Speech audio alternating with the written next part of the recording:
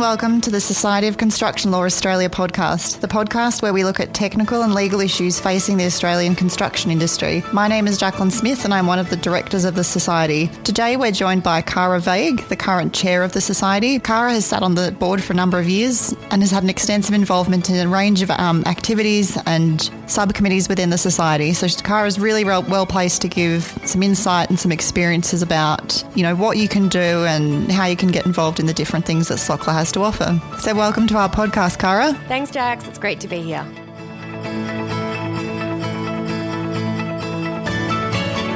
We just wanted to give our listeners a bit of insight into what some of your plans are, the direction you want to take SOCLA in during your time as chair. Because you've obviously had a very extensive time on the board, but what's your sort of future projection? So I think I am quite lucky in that I've been on the board nearly from the beginning, and I have absolutely loved every minute that I have been on the board, as well as being a member as well. One of the things that I've learnt from working in a contracting organisation is that we do something called a lessons learned on a project. What went well, what didn't go well. And members will notice that recently we have issued out a correspondence just asking them to fill out a member survey. So what my objectives are as chair is really to listen to the members and having the opportunity to review all the results that we had from that survey. We'll then set our objectives going forward.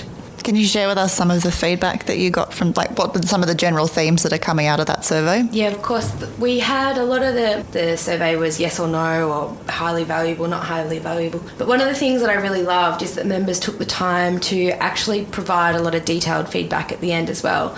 So which really goes to show that the members care about what the Society is doing. One of the things that did come up from the membership is that they're loving the podcast. So our podcasts have just been getting a lot of downloads and from all over the world.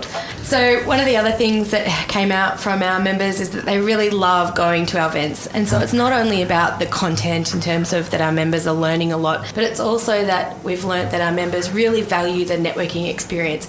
We've really created a community within the SOCLA membership, and that's one of the things that our members really value. Looking back on your time on the board, what are some of the highlights for you looking back? Actually, the highlight for me was when I filled out my nomination form and Ian Bailey and Matthew Bell signed my nomination form, who are two of my mentors, and that really kicked me into a whole new experience, and I'm forever grateful for that. And just on that, I just want to talk about the benefits that there are to being involved in SOCLA. One of the things that we have is our mentoring program. I would not be where I am today without the mentors that I have. As I just mentioned, my mentors nominated me to the board. Now I'm the chair of the board. If there are any students out there that are listening to this and they're wondering, where do I go in my career next? What do I do? Come along to the next event. Even if you're not a student, if you're someone who's very senior in your organisation and you want to connect with other people in the industry, come along. The SOCLA is a great community to be a part of. Why do you care so much about SOCLA? Because I absolutely love the construction industry. I have started out early on and accidentally fell into construction law, and then I did my master's in construction law and loved it so much I asked them if I could do 2 masters. What do you mean by you accidentally fell? Can you explain that a bit more? I didn't know. When I was in year 9 and I was trying to work out what I wanted to be when I was retiring when I was 60, I didn't even know that this job existed. So I'm so grateful that I accidentally fell into it. I found it as a career. It was never written down on a career plan or something that I ever wanted to be, but I'm grateful to be a part of this industry. One of the things that I love about being a part of the construction industry is I remember when I started out as a lawyer and I was sitting in the partner's corner office and I was so intimidated, and he literally pointed out the window and said, that's what you're going to be working on. And he pointed to a hospital. And I just love that what we do is about things that we can see, things that are being built. We're helping the community in terms of how they move or how they get to work or how they cook their food in the night with the electricity that we provide them. I just love seeing that it's things that are what we can see and touch every day. I know one of your other roles outside of SOCLA and your day job is you teach in the Construction Law Masters program at Melbourne Uni. Can you tell us a bit about how you got involved with that and whether that was an opportunity that came up because of SOCLA? I didn't get articles out of university and I thought that my career was over and I may as well not plan to be a lawyer. I then worked in an architectural firm and I was determined to become a lawyer and to get in there somehow. From that, the principal of the architectural firm suggested that I went and did my studies at Melbourne University, and it was the best thing that I ever did. working with the people involved in that program. I'm still connected to them today. I'm very grateful to Matthew Bell and Ian Bailey for the support that they provided me through that. And I felt like doing the Masters gave me the tools that I needed in order to be fully armed in the construction industry. Because Jaclyn, you'll know when you study a law degree, I don't think I've ever used equity in my life, but that's the stuff that kept me up for hours and hours and hours. But the Masters in Construction Law, I just found it really valuable. And I still, to this day, they always try to tell me it's a paperless office and I've got about 100 files of all my materials that I refuse to get rid of. So I just loved it and really recommend anyone who wants to do it. And did you get different things out of it as a student than you did coming back and teaching? Coming back and teaching, I thought to myself, if I was where I was when I started doing that Masters, what would it be that I wanted to learn? And I just really built a subject around that. And I feel like sometimes I run a hot desk at Downer. So the problems that I deal with every day or the concepts that I'm constantly having to regurgitate and it's Groundhog Day, I just really tried to put all of those learnings into course content. And I'm also super grateful to have David Ulbrich involved as well, because as a lot of people know who work with me, when there's a dispute, I just get my 10-foot pole out. So Dave's got all of the experience from the back end and I'm the front end, but as well we really try to cover that middle end as well, about when you're actually in the thick of a project, what to do, how to do things, how to be successful, how to hand things over. So we really try to keep our course as practical as possible. Now we've got a national conference coming up for the Society. Can you tell us a little bit about what the theme is, where it's happening, how people can get involved? It's such a good theme. I love the theme. It is riding the new wave. The reason why I love the theme is we started off when I was involved on the conference subcommittee, and I think that we had something relating to the GFC and was really doom and gloom about, we're down, where do we go from here? So it's so nice to have the theme of riding the new wave, because it's not only a spin on the Gold Coast and the waves that we'll be able to catch when we're up there, but it's also about this new wave of infrastructure that's coming in. So if you look around Melbourne at the moment, there's just these huge projects that people are working on that are game changing to the city. So you've got Western Distributor, you've got Melbourne Metro, you've got all the new trains that are being built, you've got a new runway. And so that new wave is about being positive about we're going into the future of this booming infrastructure. What job did you do that you were probably the most ill-suited for? So I'm all about stepping up rather than hiding behind something. So I'll give something a go. So once I was in a meeting and I was clearly out of my depth, but I was trying to hold my own, and there was a lot of finance concepts being thrown around. So I was actually under the table having to Google what they were talking about. I didn't even understand the subject matter. And then when push came to shove about whether we could accept it or not, all I could say was, but how do I sell this to my board? And then they told me the answer. Cara, what do you see as being the main difference between a legal counsel and a commercial manager? I get asked this all the time about lawyers saying, do I become a commercial manager, or what's the difference? So people have described a legal department as the handbrake to happiness, or the department of no. But I actually don't think that that's the case if you get a really good legal advisor, someone that tells you what the problem is and then they give you the solution. But I think that the lawyers, they quite often, because I work in the front end, they concentrate on the contract terms. But as a commercial manager, I think the really important thing is to look at the risk. So what are the risks? How do they get managed? How do they get mitigated? And also, how does the deal stack up commercially? Is it going to make money, or what are the dangers to it not making money? So I think they're the key differences, but there's no reason why you can't cut across and help each other out as well. What would you be if you weren't a lawyer? I'd be running a really, really good events company. So Cara, can you talk to us a bit about what your views on diversity are in the construction industry?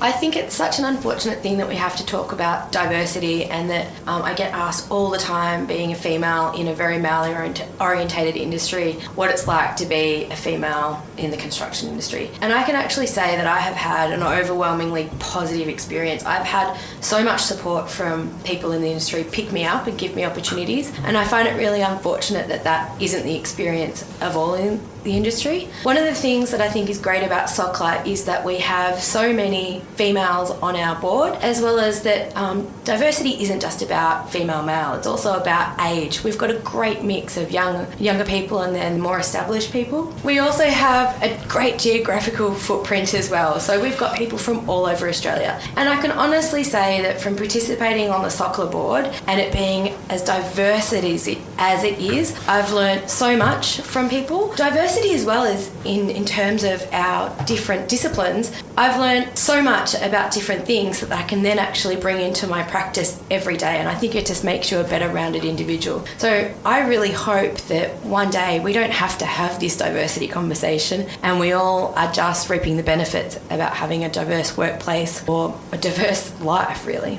So Cara, at the end of your tenure as chair of SOCLA, what do you want your legacy to be? Happy board members, satisfied members, and I also want SOCLA to be seen as thought leaders so that when something happens in the industry, people turn to SOCLA and say, what do you think? Where should we go? How do we do it? And in 5 years' time, what do you want the construction industry to look like? Well, it's using those thought leaders that we have as part of SOCLA, and it would be great if we didn't have these issues that we have about security of payment, about proportionate liability, about that we make the law so complicated rather than trying to simplify it so that we can tell a 10-year-old how we operate and construct and administer a project. And I would really like to see, one of the things that I'm really massive on is that I don't see people as competitors. I always see them as my colleagues. So it's about supporting one another, encouraging that knowledge to go throughout the industry so that we can build a better and stronger industry rather than just individuals. So Cara, if our listeners have been inspired by your recollections of your time on the board today, what are some of the things that you can suggest that they can get involved with if they want to get involved with SOCLA? There are so many different things, and it can be something that's super simple, like regularly looking at our website and looking at what the events are that are on. You don't need to be a member to come to a lot of our events. So come and try before you buy, and hopefully you do buy. So you are more than welcome to come to our events. There's a lot of material that we have on our website. But then there's other people out there that I really encourage you, if you'd like to be involved on one of the subcommittees. We have so many different subcommittees, and hopefully there's something that, will take your fancy and that'll be something that you'll find a real passion in and enjoy being involved in. And people, I think sometimes they're a little bit intimidated to think, it's going to be a big change to my workload. I've got a lot of things going on at work. It's what you make it. So if it is that you want to have something that is not going to be super intensive, then we can find a role for you. There's also other events that are on throughout the year. For example, the conference. The conference is such a good experience. We have it in a variety of different states. We've had it in Brisbane, we've had it in Perth, we've had it in Adelaide, we've had it in Melbourne, we've had it everywhere. And if you want to take it somewhere else, just let me know, because we're looking for ideas on where to have it. But the conference is such a good opportunity for us to get together as an industry, network, talk about what the recent developments are in the industry, and to also work out what we want to do going forward. So for an example, last year we had a working weekend. We actually rolled up our sleeves, we got whiteboard markers out, and we talked about what are the issues in the industry, how do we fix them, and what do we do going forward. So a call for action, that's the kind of thing that I'd love for our members to get involved in. So right now we've got this thought leadership subcommittee. Marco Misco, for those of you who know Marco, he kind of scares me even with his energy levels. He is fantastic. So Marco is leading that thought leadership subcommittee. And then we've got all these different working groups underneath that. We've got people who are looking at time and programming protocol. We've got people who are looking at the John Murray Security of Payment Review. There's a variety of different things that are being done in that working group. It's about us rolling up our sleeves and fixing things. So if you're somebody in the construction industry and you think, why do we do it that way? That is so crazy. Then this is your opportunity to do something about it. Come and talk to me as the chair. I'll put you in touch with somebody that can help you about going forward. One of the examples about when this happened was that Rebecca and Jaclyn joined our board, when was it, Jack? 3 years ago? And you identified that we needed to get more of our younger generation into getting involved in the Society of Construction Law. So it was great. You took that initiative, and coming out of that, we've got the Young Constructors Committee. And for those of you that are familiar with the YCC, they're probably more powerful than Donald Trump. So they are this huge community of young lawyers who are supporting each other. They're looking at things that they can do as a community. They're running events, and they are empowered to do what they need to do. So even if we're not doing something, if you have an idea, we're always going to listen to you as well. And what about our mentoring program? I know you've been involved as a mentor only. I think that the mentoring program is awesome. And the other thing that I want to say is that mentoring is sometimes it's a bad date, a good date. You know, I've once had a mentoring experience where someone was a senior associate and they wanted to be a partner. And I remember one of my first times I went in and I was sort of, you know, just waiting for this fluid conversation to happen, and they had a checklist of all these things they needed to talk about. And in the end, the discussions became a little bit about me helping them become a partner. They'd cry sometimes. A mentoring experience can sometimes be really, really crazy and not go where you think it'll go. But in saying that, I have got the most awesome mentors that I could ever have hoped for. But that's not from me being a bit of a floozy and trying a few out as well. So I think that mentoring is about having an open mind, and you need to put everything that you can into it. But if it's not working out, then you can move on. But mentors, they've got ideas that you don't even know of. I've been sent scholarship opportunities. I've been given speaking opportunities. I've been told about the master's course. I've been given so many opportunities of things that I didn't even realise were out there because of my mentors. So the other thing that I am really big on is collaboration. So at Downer, we talk about collaboration all the time because we see that when we team up with people, whether it's joint venture parties or if it's in the context of just our divisions working together, we achieve the best results. So one of the other parts of SOCLA that I see as being a really critical part is our kindred organisations. So this morning, for example, I was at Engineers Australia listening to Sean Brady speak. I loved doing that because I think that it's really important that we support all of the parts of the industry. So our Kindred Organisation Subcommittee, we have got Jeremy Chenoweth who runs that, and it's about connecting all of the different major organisations in Australia and making sure that we're connected and that we have open communication channels. So, Cara, how can people follow what's happening with SOCLA? Well, firstly, you can follow us on Twitter or on LinkedIn. I also encourage people to regularly visit our website because it's updated with links, information, events. We are also updating our website. It is a little bit clunky and ugly, I recognise that, but we are currently updating it. So I think it's really critical, though, that you do follow along in terms of the Twitter feed because you'll then be able to see what events are happening, what papers are available. The other thing as well is that we have a regular newsletter, and that is great because it is a bit of an executive summary about everything that's happening in SOCLA and a good way for you to keep across everything that we're working on. One of our other committees that's very active and, you know, we've become known for is our academic subcommittee. Can you talk to us a little bit about what activities and opportunities exist in that portfolio? Of course. So our academic subcommittee is run by Matthew Bell, and the two key things that I see that come out of the academic subcommittee is that we provide for a scholarship grant, and that is giving the opportunity to people in the industry to apply to SOCLA to receive funds in order for us to support them in a research that they would like to conduct, or if there's an initiative that they see that would be of benefit to members. So this is a great opportunity for people to be paid in order to be able to fix a problem in the industry. So I really encourage you to reach out if that's something that's of interest to you. The other thing that the academic subcommittee does is the Booking Prize, and we've had some incredible papers that have come through the Booking Prize awards. And every year when we do the conference, one of the things that the attendees say is they just love the Booking Prize segment. And I really think that people are quite daunted sometimes to write a Booking Prize paper, but once they've done it, they tell me that it's a really rewarding experience, and also to be there and be given a certificate by Justice Brooking is an incredible experience as well to be part of that program. So the academic subcommittee is a really big part of SOCLA. So, Cara, what are some of the activities that are keeping SOCLA busy at the moment? We are very busy at the moment looking into the John Murray Review. We have, we're collecting information from our SCL international colleagues. We have received submissions from our members. We have revisited the report and all of the work that was done by Robert Fenwick-Elliott and his subcommittee back in 2014. We are meeting with John Murray, and we are working hard to take any of the initiatives forward that John proposes, and particularly to listen to our members and consider what it is that is critical to them as part of that review.